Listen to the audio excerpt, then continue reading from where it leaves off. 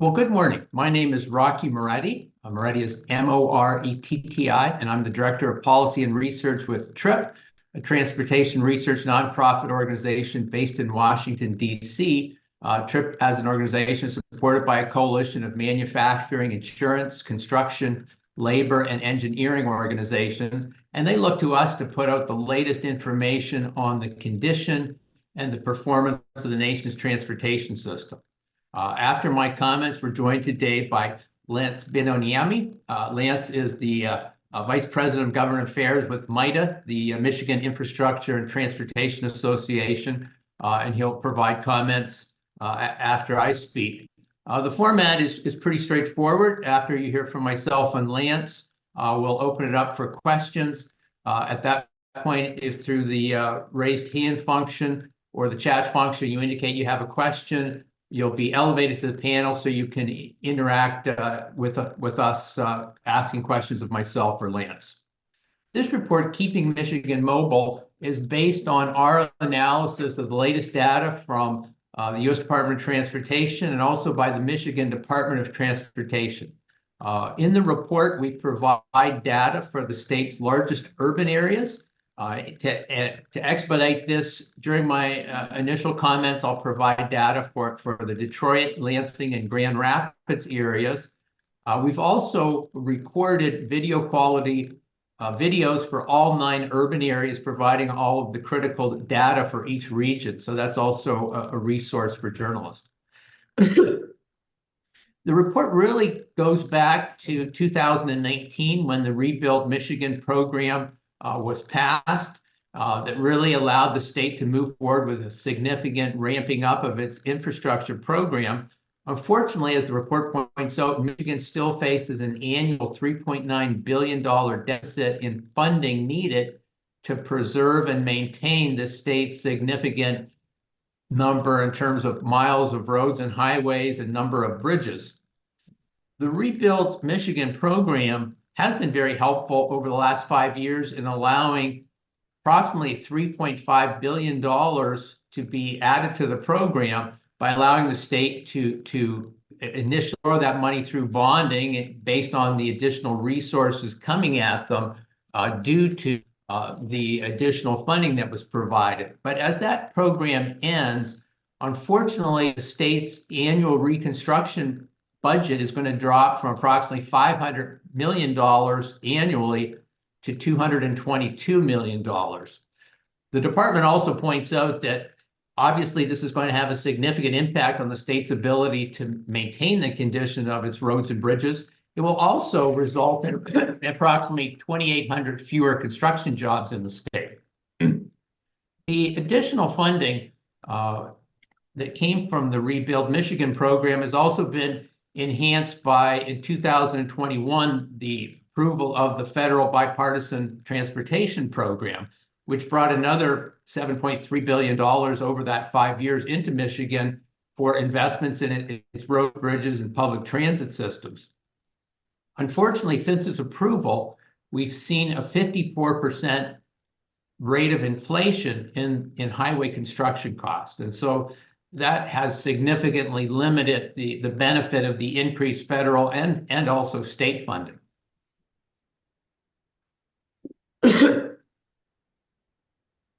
Excuse me. Let me turn to some of the other key findings of the report.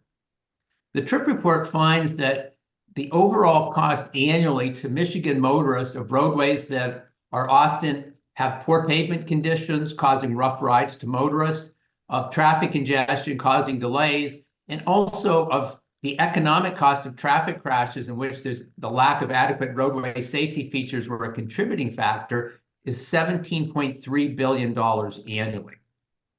TRIP estimates that the average cost to motorists in the Detroit area of roads that are deteriorated, congested, and lacking some desirable safety features is $2,921 annually. TRIP estimates that in the Grand Rapids area, the average cost of motorists of roads that are deteriorated, congested, and lacking some desirable safety features is $2,302 annually. TRIP estimates that in the Lansing area, the average cost annually to motorists of roads that are deteriorated, congested, and lacking some desirable safety features is $1,856 annually. We also took a look at the condition of major roadways in the state. This is the interstates and really all of the roadways in the state other than local suburban roads in terms of pavement condition. We note in the report that in Michigan, 21% of major roads have pavements rated in poor condition, and another 19% are rated in mediocre condition. In the Detroit area, the report finds that 42% of major roadways have pavements in poor condition, and another 19% are rated in mediocre condition. The report finds that in the Grand Rapids area, 36% of major roadways are rated in poor condition, and another 18% are rated in mediocre condition. The report finds that in the Lansing area, 37% of major roadways are rated in poor condition, and another 20% are rated in mediocre condition. The report also found that 11% of bridges in Michigan are currently rated in poor condition and in need of immediate repair, and another 56% are rated in fair condition. The report found that in the Detroit area, 9% of the region's bridges are rated in poor condition. The report found that in the Grand Rapids area, 8% of bridges are rated in poor condition and in need of immediate repair. The report finds in the Lansing area, 11% of the region's bridges are rated in poor condition and in need of immediate repair. We also took a look at travel in Michigan, and like all states, there was a significant reduction in travel during the COVID-19 pandemic. By last year in Michigan, travel had returned to within 4% of pre-COVID levels, and we see this year that travel has increased so far this year by 1% from last year, as travel in Michigan returns to pre-pandemic levels. The report finds that in the Detroit area, that the average motorist is spending an additional 64 hours annually stuck in traffic due to traffic congestion and wasting 24 gallons of fuel. The report finds that in the Grand Rapids area, the average motorist is spending an additional 43 hours annually stuck in traffic due to traffic congestion and wasting 16 gallons of fuel. The TRIP report finds that in the Lansing area, the average motorist is spending an additional 16 hours annually stuck in traffic due to traffic congestion and wasting an additional 6 hours, in the Lansing area, the TRIP report estimates that the average motorist is spending an additional 16 hours annually stuck in traffic and wasting 6 gallons of fuel. Finally, the report looked at traffic safety. Across the country, as TRIP has noted in its annual report on traffic safety, that the country is facing a traffic safety crisis. And unfortunately, this is also certainly true in Michigan. The report found that over the last 5 years, there's been an average of 1,294 traffic fatalities in Michigan. And we've also noted that over the last decade, the number of traffic fatalities, which includes motorists, pedestrians, and bicyclists, has increased by 16% in Michigan. The report notes that over the last 5 years in the Detroit area, there's been an average of 382 traffic fatalities annually. The report notes that in the Grand Rapids area, over the last 5 years, there have been an average of 101 traffic fatalities annually. In the Lansing area, the TRIP report found that over the last 5 years, there's been an average of 47 people killed annually in traffic crashes. The U.S. Department of Transportation has put out a comprehensive approach to significantly improving roadway safety. It has 5 major elements, including the drivers driving at safer speeds and taking greater precautions as motorists. It includes additional improvements in vehicles that increasingly are getting safer, but still have a long way to go, and improving post-care crash to make sure that when people are in traffic crashes, they get prompt and the best possible care possible. But a critical part of that approach is also safer roads. And we know that there's a variety of cost-effective roadway safety improvements, from adding rumble strips to paving shoulders to improving lane markings, improving intersection design, adding turn lanes. All of these improvements are very cost-effective and have been proved very effective in keeping motorists safer. And similarly, we've also seen that cost-effective improvements for bicyclists and pedestrians are very effective and can be very critical in a state like Michigan, where 18% of traffic fatalities are motorists and bicyclists. So if transportation agencies have the resources available, they have shown that they're quite effective in terms of making the transportation system as safe as possible. So I'm going to conclude there, pointing out that Michigan has certainly made progress over the last 5 years with the additional funding from the state's program, but also at the federal level, although that has certainly been diminished by the significant rate of traffic inflation. And really the challenge moving forward as travel in Michigan returns to pre-pandemic levels, will be putting in place a transportation system with adequate resources to make sure that not only does Michigan have the ability to improve the condition of its roads and bridges, but also to make the system more reliable and safer. With that, I'll invite Lance to comment on our report. Lance? Well, good morning, and thank you, Rocky. My name is Lance Binoniemi, Binoniemi.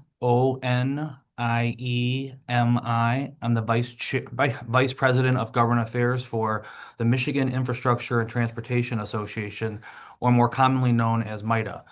MITA represents about 600 companies that build our roads, bridges, underground water and sewers, all types of infrastructure across Michigan. Thank you all for coming today. We really appreciate your focus on this important issue. This is just another great and extensive report, one of several stacked up in lawmakers' desks to show that we need to invest more in our roads and bridges. The TRIP report really puts a human element towards it. As a driver of 30 years in Michigan, I take for granted the fact that we have poor roads and that I have to replace tires, and so does everyone else in our state.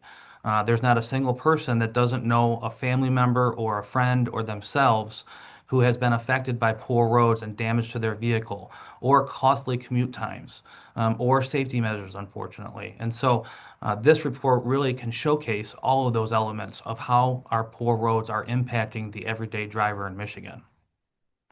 In addition, this report does show that we've properly invested over the past 5 years in our infrastructure.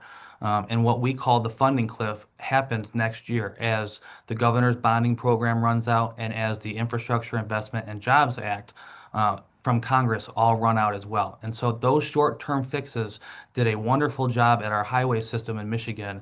Unfortunately, did not include increases in our local system. And so those systems have been beat up throughout that construction season. Those investments go away. With that going away, our pavement continues to deteriorate, causing more problems on our road to our citizens and more problems for our workers. We estimate at MITA that we will lose up to 10,000 jobs over the next 3 years in our industry if nothing is done with the legislature. The report shows 2,800 in the first year. And so this is an urgent matter that we express great urgency to lawmakers to find a solution to our long-going problem that we have with our road funding. The TRIP report is just another great example of a report that showcases the need and showcases what will happen if we do nothing. Thank you, Rocky. Thank you, Lance. I'm not going to ask my colleague Carolyn Kelly to explain how we'll handle media questions. Thanks, Rocky, and thanks, Lance. As Rocky noted earlier, we'll now have an opportunity for a Q&A with Rocky and Lance for those who have joined us on the call this morning. If you have any questions, you can use either the raise hand function that you see below on your screen, or you can submit your questions to the chat. I'll then be able to moderate the Q&A, and I'll elevate you to a panelist so that you can ask your question live of Rocky or Lance. I'll also note that while we wait for some questions to come in, the full report is now up on the TRIP website. You can find that at tripnet, tripnet.org.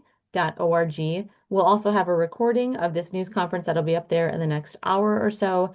And we've got news releases for each of the urban areas for which we've got data in the report. So I do see a question that's come in from Andrew Munigar. So Andrew, I've promoted you to a panelist. And if you rejoin us and unmute your line, you can ask your question. Hi, yes, thank you. Andrew Miniger with MERS News. This question's for Lance. Lance, can you share your thoughts regarding the House road budget that was passed, the supplemental that was passed just recently? Yeah, we're very supportive of the House's efforts. They've been full steam ahead on road funding issues since their passage of their road funding plan back in March, which was, I believe, was a $3.1 billion plan. The $3.4 billion that they passed yesterday, we are very encouraged by, and we're hopeful that that's a start to the negotiations between the Senate and the governor. Thank you. And we've got Arpon Lobo with the Detroit Free Press. I'll promote you to a panelist. And then again, once you unmute your line, you'll be able to ask your question.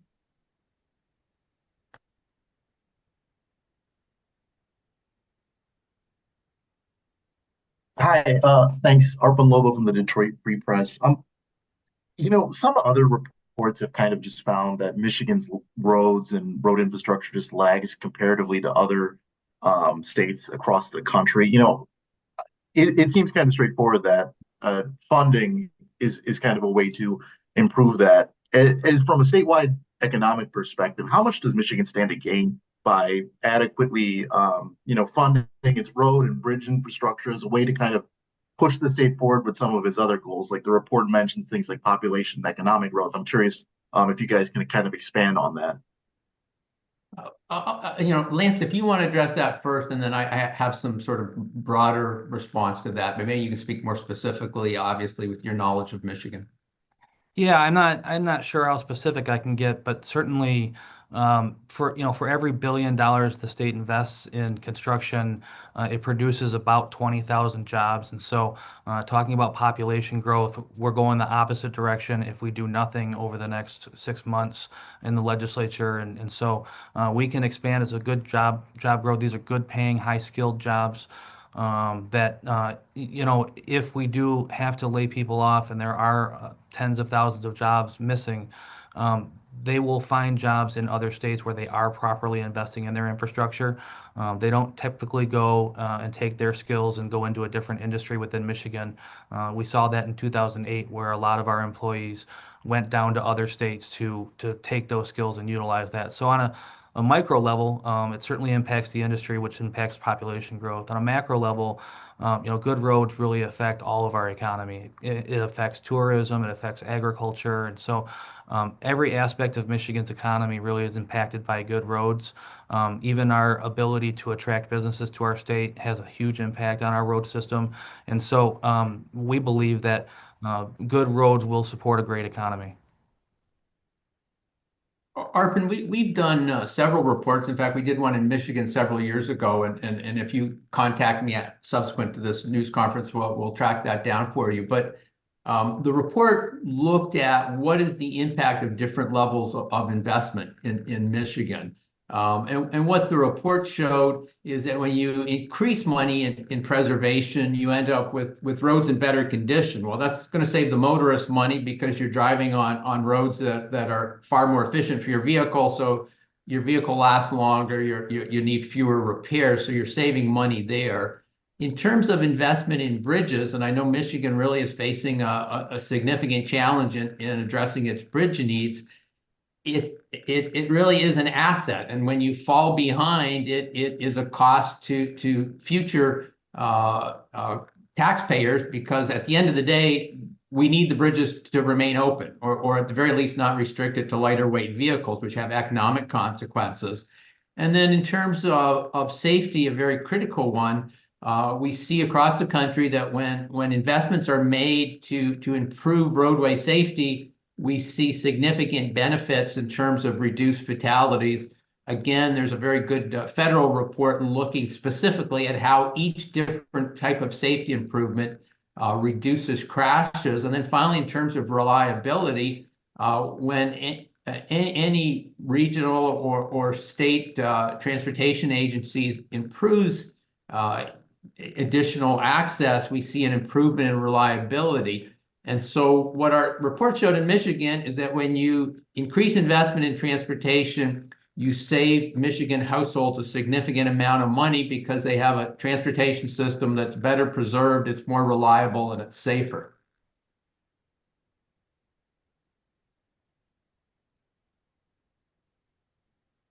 Thanks, Lance and Rocky. And if there's any follow-up questions to that, Arpan, you can feel free to ask. I don't see any other hands up or any questions in the queue right now. But again, I'll note that or Rocky or Lance, if there's anything else that you wanted to add before I we think another actually, question just came in. oh, yeah, I just saw one hand go up. Liz Nass. Liz, I'll promote you to a panelist. And then once you mute your line, you'll be able to ask your question.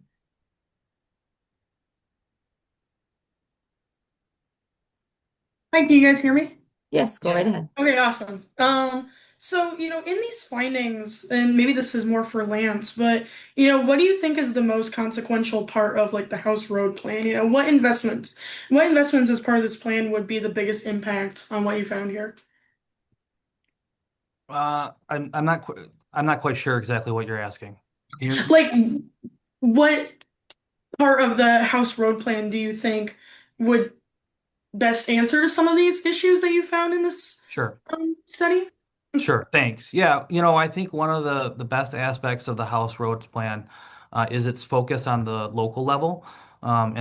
So it takes the $2 billion that they suggest to come out of the state budget to go into a different formula than the current formula is in terms of percentage, and they move a higher percentage to the local network.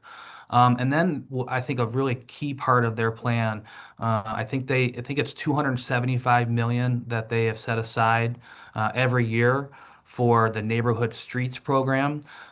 In a lot of our suburban counties, there are a lot of neighborhood streets and subdivisions that are in desperate need of repair, and the counties do not have the money to do that, and the townships do not have the money to do that. The House's plan sets aside 275 million for those roads, and it does not require the local township to match the funds, which currently they have to. And so I think that aspect is really going to help out the average driver driving around town every day, and having those repair costs.